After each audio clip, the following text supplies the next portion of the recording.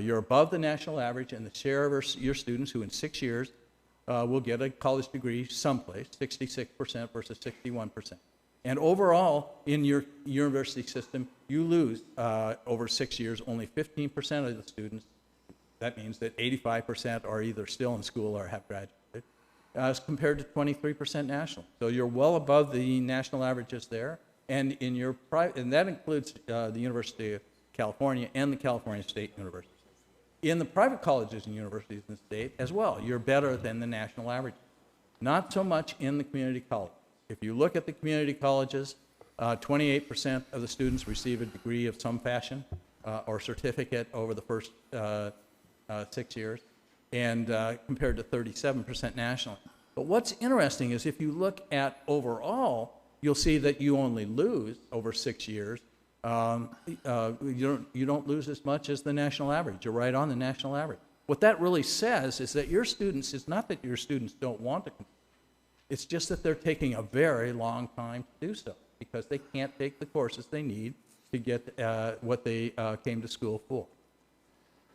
So you've got those productivity issues. So it's not really an issue of student success. It's really an issue of the cost per unit of outcome in your case. That is, what it costs to produce a graduate in your system. Now, I would say the California State University system is very good in this regard. It's the second lowest cost per unit of output in the country in terms of cost per degree. It's 23% above the national average. The University of California is sort of a mixed story. It's about average nationally in terms of cost per degree, but it's well below the top-ranked state, Colorado, which is 40% better, suggesting that nationally there's a lot that could be done to improve the productivity in the research universities. Colorado's not a slacker state. Its universities are highly regarded, and it's able to provide that highly regarded education for substantially less than most states, including California. The real issue is the community college, which are second to last nationally in the cost per degree. So I think that's really where the focus will be to some extent. Now, what I'm going to present, that's the why. Here's the how.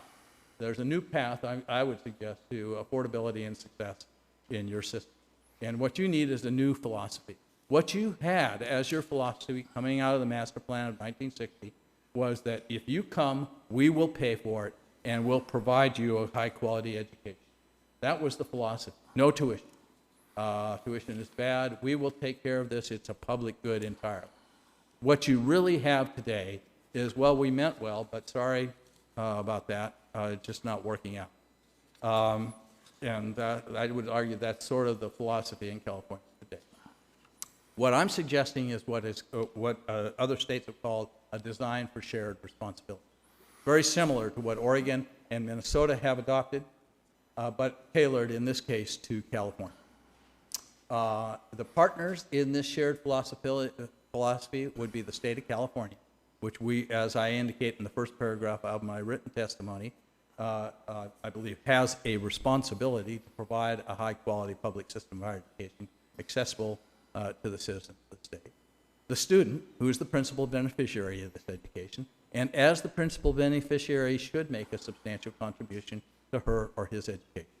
The student's parent, before you should expect the state government in terms of student financial aid or federal government to come.